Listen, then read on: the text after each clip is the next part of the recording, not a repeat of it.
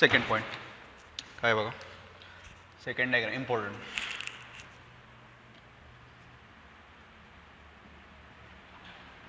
Find केस 1 बरं का, second मधली केस 1 लिहा. फाइंड काय बघा, omega with respect to B and A. काय पॉईंट आहे बघा, ह्याच्यावरती एक MCQ आहे पुस्तकात, न्यूमेरिकलच्या बुकमध्ये. ह्याच्यावरती 1-2 आहेत MCQ. बघा काय कॉन्सेप्ट आहे बघा. Angular speed with respect to B and A. काय केलं मी, एक पाथ काढलाय. म्हणजे बघा पुढे हा एक पाथ काढलाय मी, आणि ते एक पार्टिकल आहे जो व्हीने पुढे चाललाय स्ट्रेट. इथे एक पॉईंट घेतला बी, आणि पॉईंट ए. मला काढायचं आहे काय माहिती का, की ए जवळ ओमेगाची व्हॅल्यू किती आहे, W, विथ रिस्पेक्ट टू बी आणि विथ रिस्पेक्ट टू ए. आता एक सिम्पल फंड आहे, सर्क्युलर मोशनचा कॉन्सेप्ट वापरायचा आहे. की सर्क्युलर मोशनमध्ये या पॉईंटवरती व्हेलॉसिटी असते टँजेन्शियल, ही झाली रेडियस. आणि असं जर असेल तर ओमेगा कुठं असणार आहे, पार्टिकल चालला आहे माझा आतमध्ये. म्हणजे तुम्ही नीट बघा, अँग्युलर व्हेलॉसिटी आतमध्ये, कारण पार्टिकल क्लॉकवाईज आहे. असं राईट हँड रूल आठवलं का, की राईट हँड रूलमध्ये पार्टिकल जास्त जात असेल तर ओमेगा कुठं असणार आहे, आतमध्ये.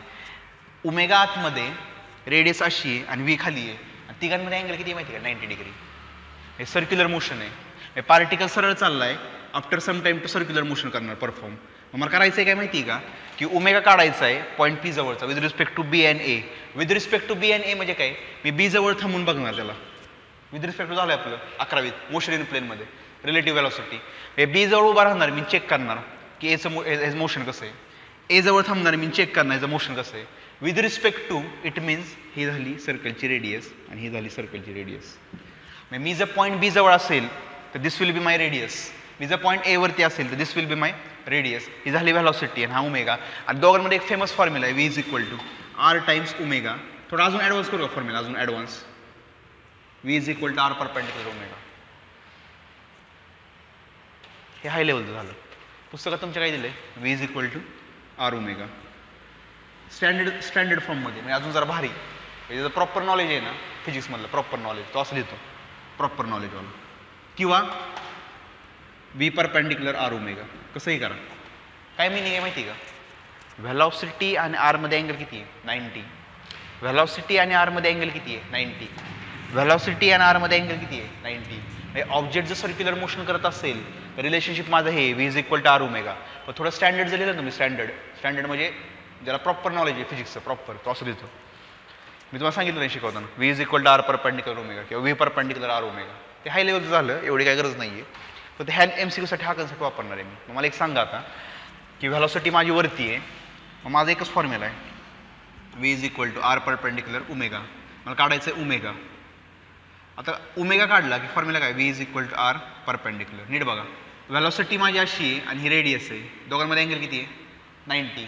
झालं, मग काय फंडाच नाही. व्ही तर व्हीच येणार आहे. रेडियस बघावर किती आहे, रेडियस. आता विथ रिस्पेक्ट टू जर बी म्हणलं तर मी इथून बघतोय, मग इथून जर बघितलं तर एवढ्या डिस्टन्सचा काय फायदा आहे का मला, नाही आहे. मग एवढंच घेणार मी. आणि टोटल किती आहे, आर. तर निम्म किती येणार, r/2 म्हणजे 2v/r is equal to omega. आणि त्याला विथ रिस्पेक्ट टू बी लिहून घ्या. कॉन्सेप्ट समजलं का फक्त काय, V is equal to R perpendicular omega. Check काय केलं मी, की व्हेलॉसिटी आणि रेडियसमध्ये अँगल 90 आहे का, आहे की 90. विषय संपला. मग रेडियस किती आहे, बी वरून बघताय, मग टोटल जर असेल तर निम्म किती येणार आहे, r/2. मग r/2 2v/r खतम. काय डाऊट. आता त्याच्या परत 2-3 टाईप आहेत बघा. काय आता अजून हे राहिलं विथ रिस्पेक्ट टू, ते राहिले का आपलं विथ रिस्पेक्ट टू. अजून एक आहे, हे झालं second. V is equal to R perpendicular omega. Omega काय येणार, v/r परपेंडिक्युलर. व्ही तर व्हीच आहे, आर पण तेवढंच आहे, ओमेगा. हे कुठलं आहे, with respect to A. A वरून जर बघितलं मी तर टोटल डिस्टन्स किती आहे, आर. सर्कलची radius v/r. चालेल. आता केस 2 बघा. काय केस 2 नीट लिहून घ्या बरं सगळं. केस 2. आता केस 2 वरती असं आहे बघा, आणि व्हेलॉसिटी अशी आहे, हा अँगल थिटा आहे, हे डिस्टन्स आर, आणि हा पॉईंट ए, हा point P. Find omega with respect to A. Same question. आता नीट बघा मी काय म्हणतोय, पार्टिकल तिरका चाललाय ॲट अन अँगल थिटा. मी रिझॉल्व्ह करतो. खाली डायग्राम काढा बघा, सेपरेट डायग्राम काढा. परत खाली सोल्युशन डायग्राम सेपरेट काढा. मॅथच काढतोय, याला रिझॉल्व्ह केलं मी. V cos theta and V sine theta. नीट बघा मी काय म्हणतोय, रिझॉल्व्ह केलं मी असंच मुद्दाम तिरका केलंय ना, तिरका केलं गेलं की रिझॉल्व्ह करायचं कॉसमध्ये आणि साईनमध्ये. पार्टिकल चाललाय तिरका, मी केलं रिझॉल्व्ह व्ही कॉस आणि व्ही साईन. तर मला एक सांगा की V is equal to R perpendicular ओमेगामध्ये ह्या दोघांमध्ये अँगल किती पाहिजे? 90 डिग्री. आता या इथं ही सर्कलची रेडियस, मग मला सांगा या आर मध्ये आणि या व्ही मध्ये अँगल 90 आहे का? नाही. व्ही कॉस थिटामध्ये आर मध्ये 90 आहे का? नाही, कारण दोन्ही सेम डायरेक्शनला आहेत. व्ही साईन थिटा आर मध्ये 90 आहे का? येस. मी काय म्हणणार माहिती का, हिअर व्ही परपेंडिक्युलर आर ओमेगामध्ये ओमेगा काढताना व्ही परपेंडिक्युलर आर मध्ये व्ही कोणती घेणार माहिती का मी? व्ही पण नाही घेणार, कॉस पण नाही घेणार, कोणती घेणार? Sine theta. The velocity which is perpendicular to radius ती घेणार मी, V sine theta divided by R. बऱ्याच वेळा नीटला क्वेश्चन येतो, मुलांना सुटत नाही. साधा क्वेश्चन आहे हा. Angular speed with respect to A, म्हणजे व्हेलॉसिटीचा असा एक कॉम्पोनंट आहे की ज्या कॉम्पोनंटमुळे हा पार्टिकल परफॉर्म काय करणार? Circular motion. आणि एका कॉम्पोनंटमुळे तो कुठे जाणार आहे? पुढे जाणार आहे. कारण या पॉईंटवरती तुम्ही असं स्पीड व्हेलॉसिटी लावली तर तो पुढे जाणार.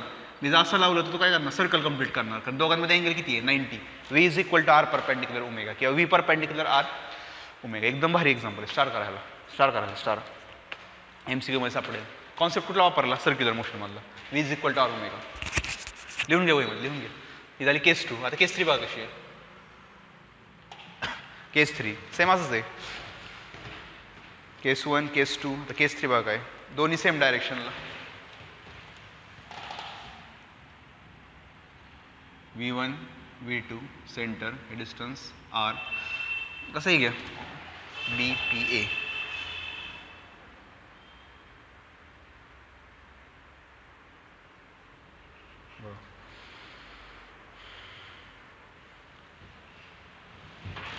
काय दे A B P. Find omega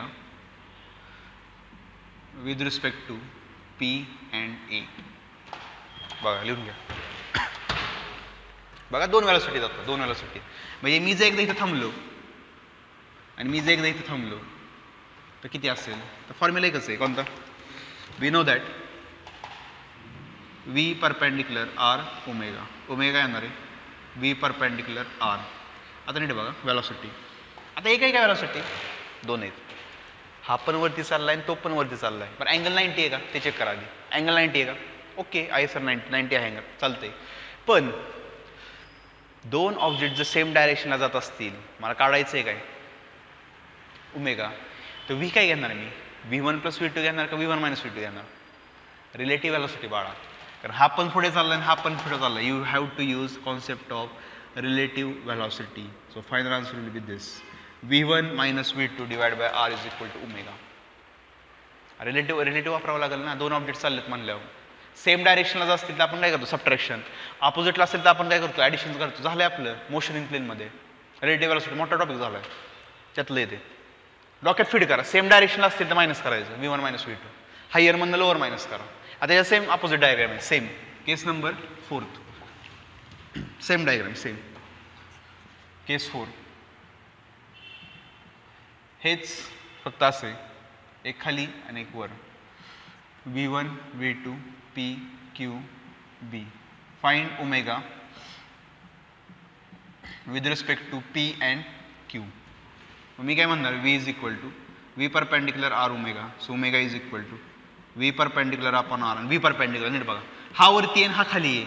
मग मी काय म्हणणार? V1 वरती आहे पॉझिटिव्ह मायनस, आणि हा ऑलरेडी खाली आहे minus V2 divide by R. म्हणजे V1 + V2 divide by R.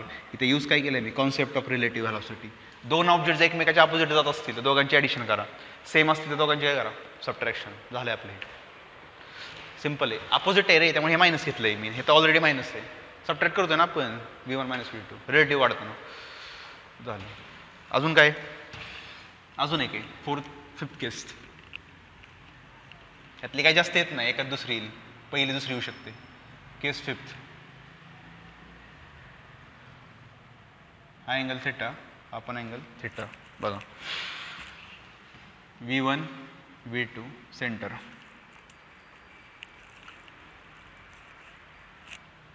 Point A, point B. Find omega with respect to A. Formula तोच V perpendicular R omega. Omega येणार व्ही परपेंडिक्युलर अपॉन आर. आता या दोन velocity आहेत. Second केस आहे ना त्याचा भाऊ आहे हा. ह्याला रिझॉल्व्ह करतो मी. V1 cos theta V1 sine theta ह्याला रिझॉल्व्ह केलं मी. V2 cos theta V2 sine theta. आता मला सांगा की कोणती अशी व्हेलॉसिटी आहे की ज्या व्हेलॉसिटीमुळे तो सर्क्युलर मोशन करतोय. V1 साईन थिटा आणि V2 साईन थिटा, कारण दोघांमध्ये अँगल किती आहे बाळा 90 डिग्री. ह्याच्यामुळे व्हेलॉसिटी करतोय का सर्क्युलर मोशन ह्या दोघांमुळे. मी काय म्हणणार ते वरती आहे V1 साईन थिटा मायनस आणि minus V2 sine theta divide by R. So V1 sine theta plus V2 sine theta divided by R is equal to angular speed. खतम. काय डाऊट? काय डाऊट आहे? आता कळलं ना? अब समज में आहे ना importance of resolution of vectors. 11वीत ओरडून सांगितलं कसं गेला माझा की 11वीतला सेकंड चॅप्टर नीट करा, रिझोल्युशन ऑफ वेक्टर नीट करा. बघितलं नाही आत्ता शिकतं स्टार्टिंग आहे ह्याची. NLM मध्ये सर नुसतं हेच करायचं, स्टार्टिंगपासून एंडिंग पण हे करायचं. NLM मध्ये न्यूटन्स लॉज ऑफ मोशन एकदम महत्त्वाचा टॉपिक आहे रिझोल्युशन. रिझोल्युशन शिवाय फिजिक्स इनकम्प्लीट आहे. तेव्हाच म्हणलेलं मी तुम्हाला नीट करा. आता बघा काही अवघड नाही आहे. व्हॅलॉसिटीच्या शेजारचा कॉम्पोनंट असेल तो कॉस दुसरा साईन असतो. काही नाही दुसरा अवघड कॉन्सेप्ट काहीच नाही यामध्ये. बारका कॉन्सेप्ट आहे रिझोल्युशन ऑफ वेक्टर्स. हे जर नसेल येत इंजिनिअरिंगला पण फिनिश आणि 12वीत पण फिनिश. बघा त्या झाले टोटल 5 केस 1 2 3 4 5. आता पुढची केस घ्या. सगळ्यात महत्त्वाची पुढची आहे केस नंबर 2.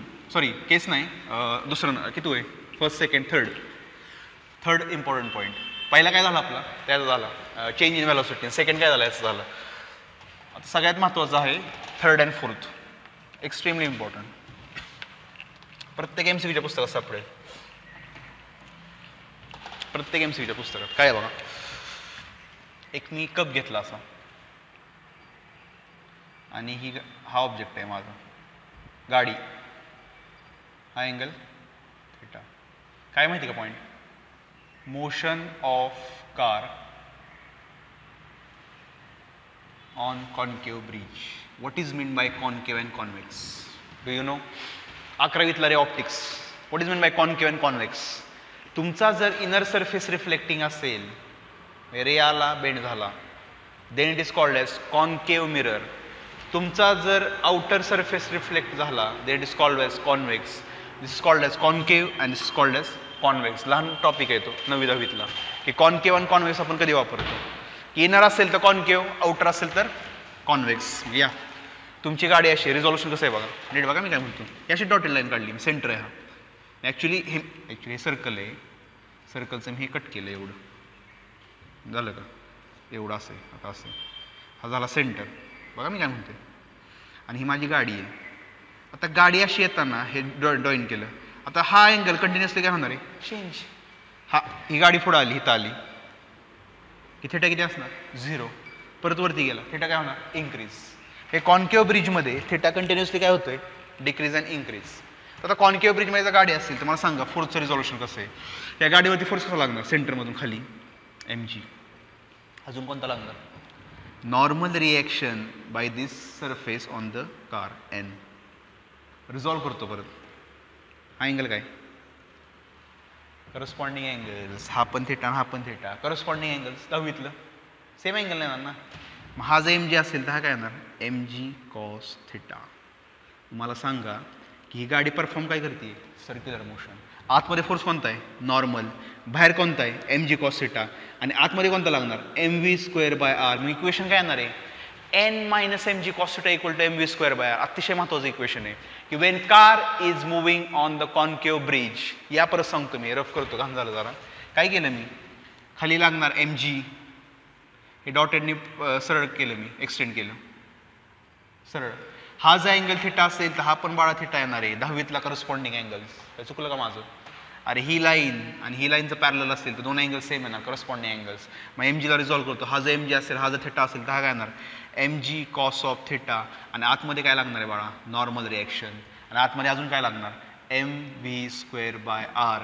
मग मी काय म्हणणार if car is performing circular motion then n positive येणार हा निगेटिव्ह येणार इक्वल टू काय येणार आहे नॉर्मल इज इक्वल टू किंवा normal minus mg cos theta is equal to mv² by r.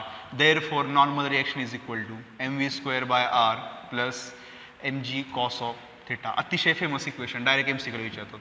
Direct एमसीक्यूला star करा 5 स्टार, महत्वाचं आहे. कार जर कॉन्केव्ह ब्रिजवरती असेल अशी, तर त्या केसमध्ये relationship between centripetal force, normal reaction आणि MG cos theta. Simple logic आहे. काय अवघड आहे का? काय अवघड आहे? अरे एमजी खाली लागतोय, सरफेसला नॉर्मल काय असणार? परपॅन्डिक्युलर. एमजीला रिझॉल्व केलं ना मी in the direction of normal, मग थिटा थिटा काय येणार? सेम. कसले अँगल आहेत? Corresponding angles. मग सेम असतील तर मग काय, मग आतमध्ये mv² बाय आर, मग N minus MG cos theta equal to काय ना mv² बाय आर. झालं. मग आता सेम एक्झाम्पल इथं fourth.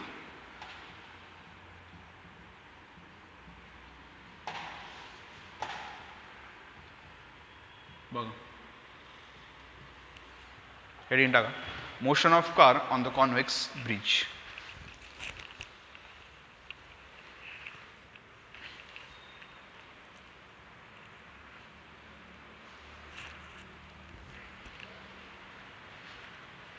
Motion of car on the convex bridge. आता कॉन्व्हेक्सला काय येणार? असं येणार, आउटर पार्ट रिफ्लेक्टिंग. बाळा कॉन्व्हेक्स. आता गाडी कुठे आहे माझी? हा सेंटर. हा काय अँगल किती आहे? थिटा. गाडी माझी इथं आहे. सांगा रिझॉल्युशन. खाली काय लागणार? Vertical downward mg. हा काय लागणार? नॉर्मल. हा अँगल किती आहे? थिटा. नीट बघा, नीट बघा मी काय म्हणतोय. सेंटर सोबत अँगल किती केलाय गाडीने? थिटा. खाली लागणार mg, इकडे लागणार नॉर्मल. हा ना हा अँगल सेम. कोणते अँगल? Alternate angles. हा जर mg असेल तर हा किती येणार आहे? mg cos theta. आणि नीट बघा सर्कल कुठे? आतमध्ये का बाहेरमध्ये? आतमध्ये. मग आतमध्ये काय लागणार? नीट बघा, नीट बघा, कॉन्सेप्ट बघा काय. कॉन्केव्ह मध्ये कुठं होतं सर्कल? आतमध्ये. आत. कॉन्केव्ह मध्ये गाडी अशी चालली आहे, सर्कल कुठे? खाली आहे दारा. सेंटर कुठे? बघा इथे सेंटर आहे. सेंटर आत आहे, सेंटर कुठे? वरती आहे. मग ज्या साईडला सेंटर असेल तिकडे काय लागणार आहे? आणि तिकडची क्वांटिटी काय येणार? पॉझिटिव्ह. मग मी काय म्हणणार, ह्या लाईनवरती mg cos theta minus normal N तिकडे घेऊन जावं. घेऊन घ्या.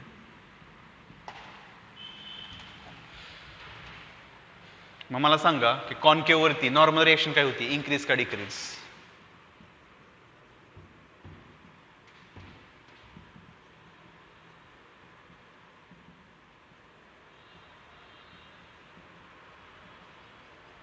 आणि ते काय ना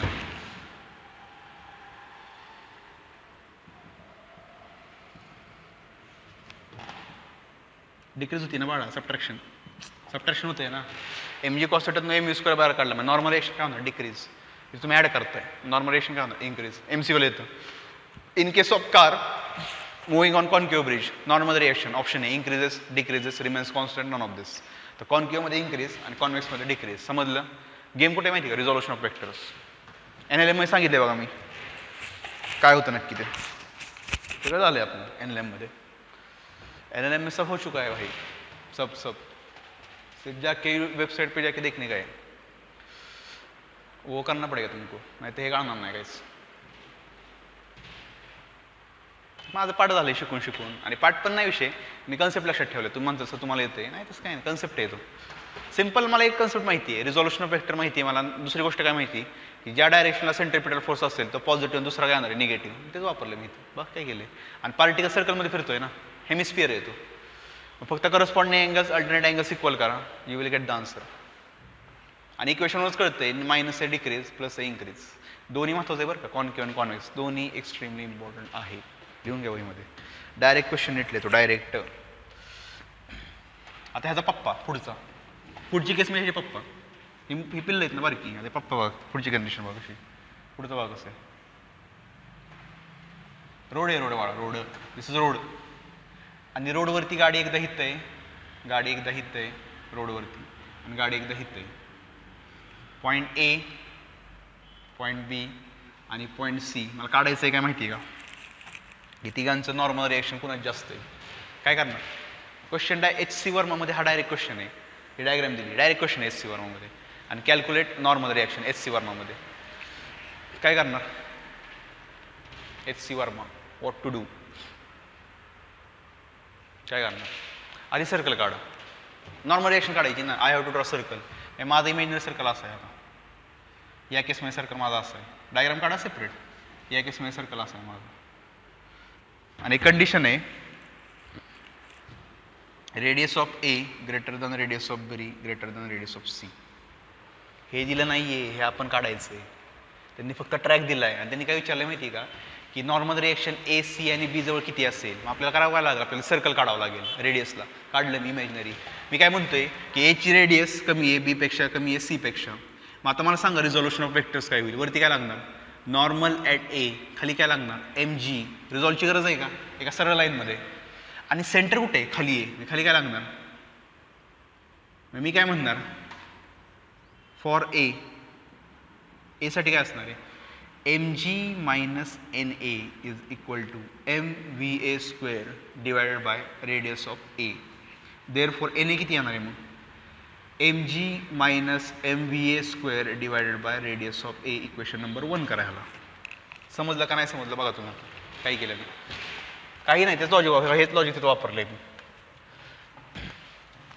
रिझॉल्वची गरजच नाही आहे ना, प्लेन आहे ते. रिझॉल्व कशा करतोय आपण, काय करू रिझॉल्व करणे का. झालं तिथे या. इथं काय तेच वरती नॉर्मल ॲट बी, खाली लागणार एम जी. सर्कल कुठे वरती. झालं मग for point B. For point B, बीला काय असणार आहे वरती सर्कल आहे ना. N B minus M G is equal to M V B square upon R B. Therefore normal reaction at B is equal to M V B square upon R B plus M G. ह्याला करा equation number 2 आणि ह्याला box केलं तरी चालेल, doesn't matter. या इथं for point C. For point C, C जवळ काय पिक्चर आहे तोच. वरती नॉर्मल ॲट सी, खाली लागणार एम जी. सर्कल कुठे आहे खाली. मग काय होणार M G minus M V C square by R is equal to sorry एक मिनटं. एम जी खाली आहे minus normal at C is equal to M V C square by R C. मग एन सी किती येणार आहे ते तिकडं आणा इकडं आणा. M G minus V C square by R C. आता मला सांगा तिघांमध्ये मोठं कोण आहे. लहान मुलांचं क्वेश्चन. लहान मुलांचं क्वेश्चन, मोठं कोण आहे. Who is greater who is small. बघा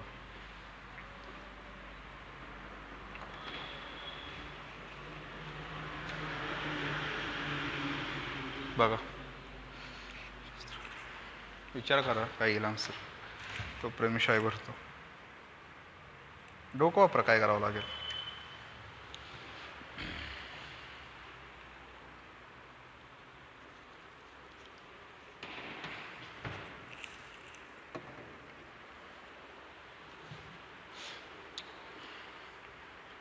बघा इथं बघा इथं काय सबट्रॅक्शन, इथं काय ॲडिशन, इथं काय सबट्रॅक्शन. मग एक गोष्ट क्लिअर आहे एन बी काय मोठा आहे. आता दोघांमध्ये खेळ आहे. इथं पण एम जी तोच आहे, तिथं पण एम जी तोच आहे. मास सेम आहे, मास सेम आहे. What about radius. What about radius. Radius of A सगळ्यात लहान आहे. हा फॅक्टर काय असणार सगळ्यात मॅथमॅटिक्स 5वीतला. डिनॉमिनेटर जर सगळ्यात लहान असेल तर हा फॅक्टर एकदम मोठा येणार. हा जर फॅक्टर एकदम मोठा असेल तर एम जी मधनं तो मायनस केला ही व्हॅल्यू काय होणार कमी. तिकडे या आर सी काय सगळ्यात मोठं आहे. मग हा फॅक्टर काय होणार कमी. मग एम जी मधनं कमी फॅक्टर मायनस केला की हा फॅक्टर काय होणार वाढणार. म्हणजे मी काय म्हणणार माहिती का N B N C N A. तरी मला चेक करू द्या एकदा हेच आन्सर आहे. पण कॉन्सेप्ट कळाला का बघा तुम्ही का नाही कळलं. एकदा चेक करू द्या मला तरी पण कॉन्सेप्ट. ते ॲडिशन होती ती मोठं आलं. आता ह्या दोघांमध्ये मी काय म्हणलं की याची रेडियस कमी आहे. मग रेडियस जर कमी असेल तर हा फॅक्टर काय होणार जास्त. अरे 1/2 आणि 1/3 मध्ये मोठं कोण आहे लहान मुलांचं. ज्याचा डिनॉमिनेटर कमी असेल तो फॅक्टर काय असतो जास्त असतो. मग हा फॅक्टर जास्त आहे. मग या समजा किती 10 आहे हा आणि हा समजा किती आहे 15 आहे. मग 15 मधनं 10 गेला किती राहते 5. हा 15 आहे, हा पण किती असणार आहे 15. पण आर सी काय आहे जास्त. मग ही व्हॅल्यू काय होणार कमी किती आहे 5. मग 15तनं 5 गेले किती राहिले 10. मग 10 मोठं आहे का 5 मोठं आहे 10. मग N B greater than N C greater than N N. Same question आहे एच सी वर्मामध्ये फेमस पुस्तक पाय पडायचं पुस्तकाच्या. फेमस पुस्तक मधला फेमस क्वेश्चन आहे हा, तुम्हाला सुटत नाही. कुठे जाऊ फलटणमध्ये किधर भी जाओ किसी को सुटने वाला नाही आहे. फर्स्ट पॉईंट कळतच नाही करायचं आहे काय ते. सर्कल वापरायचं आहे काय कन्सेप्ट तेच कळत नाही. सर्कल काढायचं, सर्कल जर नाही काढलं फिनिश, जाग्या finish. So circle is extremely important. आणि साधा कन्सेप्ट वापरायचा, NMG/MV², बस एवढंच वापरायचं, दुसरं काहीच करायचं नाही. तर लिहून घ्या, भारी टॉपिक आहे, टॉपिक चांगला आहे, लिहून घ्या वहीमध्ये.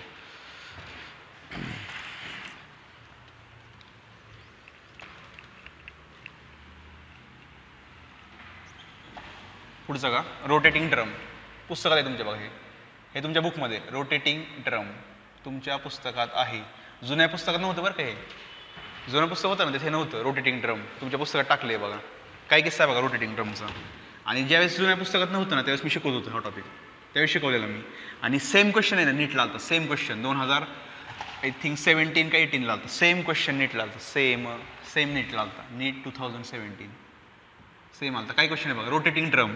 काय ड्रम तुम्ही बघितलं असेल की रामित्रेत, मौत का कुआ, तसं बघितलं मौत का कुआ. ते रायडर्स नाही का सिलेंड्रिकल असतं, ते गाडी फिरवतात जोरात टर्न करतात, मौत का कुआ नाही बघितलं. गाड्याच नाही जोरात असतं रामित्रेत, कधीतरी बघितलं असेल की रामित्रेतला मौत का कुआ. त्यात तुम्ही कधी विचार केला आहे का, जो ड्रायव्हर आहे गाडी चालवतो तो पूर्ण आडवा असतो, खाली का पडत नाही तो. वाय दिसत पण की जो ड्रायव्हर गाडी चालवतोय त्या मौत का कुवामध्ये आतमध्ये कंटिन्युअसली अशी तिरकी वर जातो खाली येतो पण पडत नाही. तो का पडत नाही, कधी विचार केला का लहानपणी? नाही केला तुम्ही विचार. कारण त्या ड्रायव्हरवरती जे फोर्स ॲक्ट होत आहेत ना ते एकमेकाला बॅलन्स करतात. मी काय म्हणतात, हा जर रोटेटिंग ड्रम असेल, ड्रम आहे तो कंटिन्युअसली रोटेट करतोय, हा का हा ॲक्सिस आहे आणि तो ओमेगाने रोटेट करतोय. आणि मी काय केलं माहिती का, मी स्पायडरमॅन सारखं उडी मारली आणि बसतो इथं मी आहे, इथं धरलं त्याला स्पायडरमॅन सारखं उडी मारली आणि धरलं मी. तर आता मला जर तिथं थांबायचं असेल, मला जर रेस्टमध्ये थांबायचं असेल with respect to drum continuously move करतोय सर्कलमध्ये, पण मला खाली नाही पडायचं, तर त्यामध्ये माझ्यावरती कोणकोणते फोर्स लागत आहेत? सिम्पल लॉजिक आहे. कोणतं लागणार पहिलं? खाली लागणार mg. आता मी त्या ड्रमला धरलंय, ड्रम माझ्यावरती काय लावणार? नॉर्मल रिॲक्शन या साईडला. सिम्पल आहे, ही भिंत आहे ना ड्रमची, ड्रम माझ्यावरती काय लावणार? Normal reaction. मी ड्रमवरती परत लावणार ना फोर्स, कोणता लावणार? Centrifugal force, mr. कोणता आहे हा? सेंट्रिपिटल म्हणलं तरी चालेल किंवा सेंट्रिफ्युगल म्हणा, दोन्ही एकच आहे. काय केलं मी? ड्रम कंटिन्युअसली फिरतोय, मी धरलंय. आता मी जर धरलं असेल तर माझ्या काय लागणार? नॉर्मल. आणि ड्रम जर सर्क्युलर मोशनमध्ये असेल तर एक सेंट्रिफ्युगल फोर्स लागतो. आणि सेंट्रिफ्युगलची डायरेक्शन कशी आहे? Away from centre. हे जर सेंटर असेल तर सेंटरपासून अवे, मग या साईडला लागणार. नॉर्मल लागणार आत, mr² लागणार राईटला, आणि खाली काय लागणार? ग्रॅव्हिटी. तो सगळीकडेच आहे, ड्रम घ्या काही घ्या, ग्रॅव्हिटी असणारच आहे. आता एक अजून फोर्स आहे, कोणता? बॅलन्स पाहिजे फोर्स, बॅलन्स. नीट बघा, ह्याची व्हॅल्यू जर 20 असेल तर ह्याची पण किती असणार आहे? 20. ह्याची समजा किती आहे? 30. तर आता 30ला ह्याला हा बॅलन्स करणार, ह्याला कोण बॅलन्स करणार? कौन है वो छुपा रुस्तम? लपलेला फोर्स कोण येतो जो 30ला बॅलन्स करेल?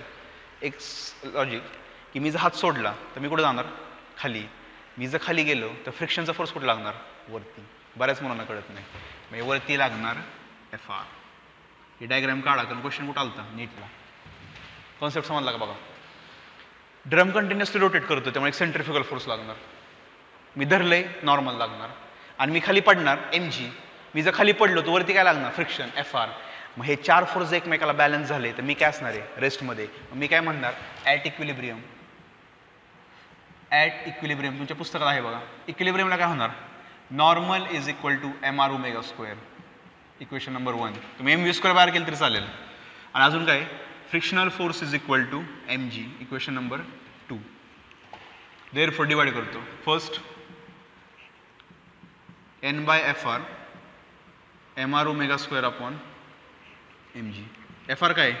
म्यू इंटू n झालं आपलं, mr² अपॉन mg झाले की. Frचा फॉर्म्युला काय? Mu into n. n line काय होणार? कॅन्सल. m लाईन काय होणार? Cancel. 1/μ is equal to r⍵² upon g. मला काढायचं आहे काय माहिती का? नीटला क्वेश्चन काय आलता माहिती का? नीटला किंवा रेग्युलर क्वेश्चन येतो, find angular speed of the rotating drum so that the person remains at rest. Question असा असतो की अँग्युलर स्पीड ऑफ ड्रम काढा की जेणेकरून तुमचा जो पर्सन आहे तो काय असेल रेस्टमध्ये. मग पर्सन जर रेस्टमध्ये असेल तर मी कंडिशन काय वापरणार, ऑल फोर्सेस आर बॅलन्स्ड. फिजिक्समध्ये कळलं पाहिजे. क्वेश्चन काय विचारला आहे, ही डायग्राम देणार, फोर्स नाही दाखवणार. काय विचारणार माहिती का, find the angular speed of rotating drum so that the person in the drum remains at constant किंवा रिमेन्स इन इक्विलिब्रियम. मग पर्सनला जर इक्विलिब्रियममध्ये राहायचे असतील तर पर्सनवरती जेवढे फोर्स लागत आहेत ते सगळे एकमेकाला काय करणार, बॅलन्स करणार. म्हणजे वरचा खालचा फोर्स, राईटचा लेफ्टचा फोर्स काय करणार, बॅलन्स. फक्त तुम्हाला एक गोष्ट कळली पाहिजे कन्सेप्ट, की मी ड्रमला धरलं त्यामुळे माझ्यावरती काय लागणार, नॉर्मल. ड्रम सर्कलमध्ये फिरतोय, सेंट्रिफ्युगल फोर्स, आणि मी जर सोडून दिलं तर मी खाली पडणार आहे, फ्रिक्शन कुठं लागणार, वरती. वरती या फॉर्म खाली काय लागणार, mg. आणि ही डायग्राम आहे तशी नीट लागली, आहे तशी डायग्राम. आणि काढायचं काय होतं, ओमेगा. झालं मग, omega square is equal to ते जी वरती न्या आणि खाली काय mu times R. So omega is equal to, formula नाही लक्षात राहिलं तरी चालेल, but you should know the concept. Concept कुठला, हा कसं आहे, काही काही गोष्टीचा आपण फॉर्म्युला नाही लक्षात ठेवू शकत, कन्सेप्ट महत्त्वाचा पाहिजे. रोटेटिंग ड्रम आला ना तर मी तर म्हणेन ह्याच्यापेक्षा you should no this value. हा कॉन्सेप्ट आहे. आणि हा एकदा आला की ऑटोमॅटिकली ते येणार तुमचं. जी काय, acceleration due to gravity. Mu काय, फ्रिक्शन तुमचा हात आणि ड्रममधला. आणि आर काय, त्या ड्रमची रेडियस. लिहून घ्या, रोटेटिंग ड्रम एकदम भारी आहे. तुमच्या पुस्तकात पण आले रोटेटिंग ड्रम, ह्या वर्षी टाकले तुमच्या पुस्तकात. हे बघा, हाय लेवल केलं तुमचं पुस्तक सुधरवलं आहे. जुन्या पुस्तक कसं होता, रट्टा होता सगळा फिजिक्समध्ये. हे कसं आहे, कन्सेप्च्युअल पुस्तक केलं त्यांनी, हे नवीन. त्यामुळे लिहून घ्या, रोटेटिंग ड्रम अतिशय महत्त्वाचं आहे. जी अपॉन आर इंटू ओमेगा. आता अजून 2 डायग्राम तुमच्या पुस्तकात आहेत. पुस्तकामध्ये ह्यात केलं आहे, बॉक्समध्ये रफ करतो मी. बाउलचं एक्झाम्पल आहे. बाउल नसतो का तुमच्या घरी, बाउल असतो घरी आपला, वाटी असा असतो का बाउल. हा बाउल आहे, हा बाउलचा ॲक्सिस. मी इथं थांबलो, हा अँगल किती आहे, थिटा. सेम क्वेश्चन बाउलमध्ये, जे येईल आलता क्वेश्चन, की बाउलमध्ये जर मुंगी असेल, मुंगी काय बघा, मुंगी, चिटी मुंगी. बाउलमध्ये जर मुंगी असेल तर मुंगीचं अँग्युलर स्पीड किती असेल, क्वेश्चन आलता जे येईल. बाउलमध्ये जर मुंगी असेल तर बाउल रोटेट करतोय, मुंगी पण मूव्ह करते, तर मुंगीचं अँग्युलर स्पीड किती पाहिजे, so that it remains at rest. करा रिझॉल्युशन. काय केलं मी, ही मुंगी आहे, मुंगी नाही ब्लॉक काढाय, मुंगीनं काढाय. आता ब्लॉक जर इथं असेल तर त्याने व्हर्टिकल सोबत अँगल किती केला आहे, थिटा. रिझॉल्व करा. खाली काय लागणार, mg. आत काय लागणार, नॉर्मल. रिॲक्शन रिझॉल्व करावं लागेल, ऑप्शनच नाही आहे. हा काय येणार, हा थिटा असेल तर हा पण काय येणार, थिटा. हा काय येणार, n cos थिटा. हा काय येणार, n sin थिटा. मग मी काय म्हणेल, ॲट इक्विलिब्रियम. ॲट इक्विलिब्रियम मी काय म्हणणार, n cos theta is equal to mg. आणि n sin थिटामुळे काय करतोय तो, mr omega square. Equation number 1, equation number 2. किंवा असं केलं तरी चालेल, सेंट्रिफ्युगल mr ओमेगा स्क्वेअर. या ब्लॉकला जर मला रेस्टमध्ये ठेवायचं असेल तर नॉर्मलचा एक component n cos theta must be balance to mg. n sin थिटाला बॅलन्स कोण करणार, mr ओमेगा स्क्वेअर. कारण बाउल काय होतोय, कंटिन्युअसली रोटेट करतोय विथ अँग्युलर स्पीड ओमेगा. तुमच्या पुस्तकात डायग्राम आहे बघा बॉक्समध्ये, आणि MCQच्या पुस्तकात सापडेल बघा. कॉन्सेप्ट लक्षात ठेवून घ्या. काय केलं मी, theta n cos n sin खतम. कॉन्सेप्ट लक्षात ठेवून मी करतोय काय ते महत्त्वाचं आहे. आणि हे 2 इक्वेशन आले, पुढे काय करणार, डिवाइड. ऑप्शन नाही, कसंही करा, 2ला पहिल्याने करा किंवा कसंही करा. n sin theta n cos theta mr omega square mg. n line काय होणार, कॅन्सल. साइन अपॉन कॉस काय, tan theta. tan theta m line cancel, r omega square upon g.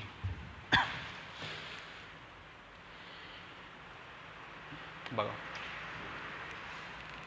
आता एवढं चालतंय. आता गेम काय माहिती का, tan थिटाची व्हॅल्यू झाली, सुटले की ओमेगा थिटा ठेवून बाकी सगळीकडे आणा. पण फिगरमध्ये झाला ना, तुम्हाला विचारलं what is mean bye tan theta, तर tan थिटाची व्हॅल्यू किती माहिती का, अपोजिट साईड म्हणजे ही आणि ॲडजस्टंट साईड म्हणजे ही. अवघड आहे, हे अवघड आहे. अपोजिट साईड ही किती आहे माहिती आहे तुला, नाही माहीत. ही माहिती आहे का, नाही माहिती, काढावं लागेल. तेच तर मेकॅनिक्स आहे ना, मग त्याला पुढची कंडिशन आहे. ते नको आत्ता बघायला, आपण आत्ता एवढंच बघूया, त्याला वेळ लागेल. ते खेळ मोठा आहे तो खेळ मोठा आहे, तो आत्ता नको बघायला, ते नंतर बघूयात आपण, ते नंतर बघू. टॅन थिटाच ठेवा. देअरफॉर ओमेगा इज इक्वल किती येणार tan theta into G tan theta upon R under रूटमध्ये. तुम्हाला जर जीची व्हॅल्यू टॅन थिटाची व्हॅल्यू काढायची असेल तर खेळावं लागेल, डिफिकल्ट आहे ते टॅन थिटा काढायचं म्हणजे. आत्ता लक्षात ठेवा फक्त G tan theta upon R. Bowl, हे बाउलचं एक्झाम्पल. मागचं काय होतं रोटेटिंग ड्रम. सगळं वहीमध्ये पाहिजे बरं का. हे जर वहीमध्ये असेल तर तुम्हाला MCQ सुटतील, नाहीतर शिमगा बोंबलत बसावं लागेल. एकही MCQ सुटणार नाही. You should no this thing. मार्केटमध्ये कुणी सांगत नाही मी सोडून, त्यामुळे नीट लिहून घ्या वहीमध्ये. Bowl continuously. अजून काय लास्ट एक कोन. हे पण पुस्तकात आहे बघा तुमच्या. कोनचं एक्झाम्पल. काय कोनचं एक्झाम्पल बघा. हे कोन आहे, हा कोन आहे. कोन पण रोटेट करतोय ओमेगाने, आणि इथे एक पार्टिकल आहे. ही कोनची रेडियस, हा अँगल आहे थिटा. काढायचं आहे ओमेगा. सो क्वेश्चन तोच आहे, कॅल्क्युलेट ओमेगा. आता मला एक सांगा, ह्याच्यावरती फोर्स किती लागतात. खाली लागणार mg. हा सरफेस ह्याच्यावरती लावणार नॉर्मल. डायरेक्शन नीट पाहिजे बरं का, नीट. Normal reaction is always perpendicular. हा सरफेस आहे बघा, या सरफेसला 90च पाहिजे अँगल, हा 90च पाहिजे. हा थिटा, हा 90. हा किती येणार 90 मायनस थिटा. झालं. हा किती येणार 90 मायनस थिटा असेल तर हा अँगल थिटा. लहान मुलांचं मेकॅनिझम आहे. कसं काढलं मॅथमॅटिक्स जॉमेट्री. अरे हा थिटा आहे, हा तर 90 आहे, मग हा किती येणार 90 मायनस थिटा. परत नॉर्मल रिॲक्शन सरफेसला 90 आहे, मग 90 मायनस 90 मायनस थिटा म्हणजे काय हा ना थिटा. मग हा जर थिटा असेल तर रिझॉल्व करा ना. हा काय येणार n साईन, आणि हा काय येणार आपला n कॉस थिटा. मी काय म्हणणार ॲट इक्विलिब्रियम. मी काय म्हणणार n sine theta is equal to mg आणि n cos theta is equal to mr omega square. Equation 1 equation 2 same question आहे. सेम, फक्त अँगलमधला डिफरन्स आहे. सेम क्वेश्चन, काही फरक नाही. खाली घ्या. देअरफॉर डिवाइड करा. n sine upon n cos सेमच येणार आहे, तर तेच येणार आहे. n साईन फक्त इथं mg आहे आणि इथं वेगळा आहे mr ओमेगा स्क्वेअर. अँगलचा फरक आहे. इथं n साईनला काय आहे mr ओमेगा स्क्वेअर. आता डिपेंड्स ऑन अँगल. तुमचा अँगल चेंज झाला की व्हॅल्यू चेंज होणार आहे, त्यामुळे एवढं काय नाही. m ला m काय होणार कॅन्सल, n ला n cancel. Tan theta is equal to. आता बघा झालं एवढंच आहे. पण त्याने अजून सॉल्व्ह केलं आहे. काय म्हणते का from figure tell me the value of tan theta. फिगरवरून टॅन थिटा. आता कोनची हाईट ही किती माहिती का h. मला सांगा टॅन थिटा किती आहे. टॅनचा फॉर्म्युला काय अपोजिट साईड अपॉन ॲडजसंट. आणि ही काय अपोजिट साईड काय कोनची रेडियस आणि ॲडजसंट काय हाईट. त्यात पुट करतो मी. Therefore r by h is equal to g by r omega square. Therefore r square upon h g by omega square. Omega इकडं आणा. Omega square is equal to gh upon r square. So omega is equal to under root of gh upon r square. झालं. Formula लक्षात ठेवा. तुम्ही म्हणता sir काय करताय तुम्ही, हे पाठ करायचं का. आम्ही पाठ नाही करायचं बाळा. तुम्हाला कोणची डायग्राम आली ना, तुम्हाला रिझॉल्युशन ऑफ वेक्टर जमलं पाहिजे. पाठ नाही करायचं आहे, कन्सेप्च्युअल आहे फिजिक्स. तुम्ही म्हणता सर हा फॉर्म्युला पाठ जर केला ना तर गेमच होईल तुमच्यावर. त्यांनी जर पेपरमध्ये केलं ना की हा अँगल थिटा आहे तर तुमच्यावर गेमच होईल गेम. काय केलं मी ते बघा. रिझॉल्युशन कसं केलं बघा नीट. प्रत्येक केसमध्ये ड्रमपासून मी प्रत्येक पार्टिकलवरती फोर्स काढला. कोणता नॉर्मल आणि mg. आणि अकॉर्डिंग टू जॉमेट्री मी त्याला फक्त रिझॉल्व्ह केले. म्हणजे त्या पॉईंटवरती व्हर्टिकलचे फोर्स आणि हॉरिझॉन्टलचे फोर्स फक्त बॅलन्स केलेत मी. तुम्ही म्हणता सर हे पाठ करू का आम्ही. पाठ जर केलं तर तुम्ही काढणार. हे मी डायरेक्ट रिझल्ट काढलेत. जर पेपरमध्ये अशी डायग्राम आली सेम अशी तर मग तुम्ही हा फॉर्म्युला वापरू शकता डायरेक्ट. सेम अशी आली तर हा फॉर्म्युला वापरू शकता डायरेक्ट. हे जुनं आहे ना आधीच, हा वापरू शकता. पण त्यांनी डायग्राम जर फिरवली तर तुम्हाला कॉन्सेप्ट माहीत पाहिजे ना की आपण केलं काय. आपण ऑब्जेक्टला इक्विलिब्रियममध्ये केलं. मग ऑब्जेक्टला इक्विलिब्रियममध्ये कसं करणार आपण फोर्स टाकून. हे कन्सेप्ट माहीत पाहिजे तुम्हाला की असं नाही की ही डायग्राम पेपरमध्ये आली मग आणणार तुम्ही. तसं नाही येते रिॲलिटीमध्ये. डायग्राम जर अशी आली आणि वेगळे अँगल दिले तर तुम्हाला कळलं पाहिजे की रिझॉल्युशन नक्की कसं आहे, त्यानुसार मग हा फॉर्म्युला चेंज होणार आहे. तेवढं आहे. रोटेटिंग ड्रमपासून बाउल आणि कोन हे 3 नीट बघा. Concave region, concave surface, concave हे ते महत्त्वाचं आहे आणि तसलं ते घाणेरडं ते एक महत्त्वाचं आहे. तर लिहून घ्या वहीमध्ये. काय अडलं तर मला विचारा, मी आहेच. काय अवघड नाही आहे, फक्त रिझॉल्युशन ऑफ वेक्टर यूज करायचं आहे कन्सेप्ट, बाकी इझी आहे. तर टॉपिक झाला आहे आपला इम्पॉर्टंट टॉपिक्स बऱ्यापैकी. आता नेक्स्ट लेक्चरला न्यूमरिकल बघूयात. एक 15-16 न्यूमरिकल आहेत बारके बारके, होऊन जाईल ते लगेच. तर 2-3 लेक्चर लागतील. हा चॅप्टर खतम. अतिशय महत्त्वाचं आहे बरं हा टॉपिक. हा MCQ मध्ये आहे, तो नीट लिहून घ्या. इथे जर तुम्ही गाणला तर गाणला, मग मी काहीच करू शकत नाही. हे तुम्हाला नीट कळलं पाहिजे रिझॉल्युशन कसं आहे नक्की ते. इक्विलिब्रियमची कंडिशन. इक्विलिब्रियम म्हणजे काय? रेस्ट. ऑब्जेक्ट रेस्टमध्ये कधी येईल की जेव्हा त्याच्यावरती लागणारे फोर्स काय असणार आहेत? 0. चला, कंटाळा आला मला तर. भेटूयात नेक्स्ट लेक्चरला with numericals on circular motion. चलो.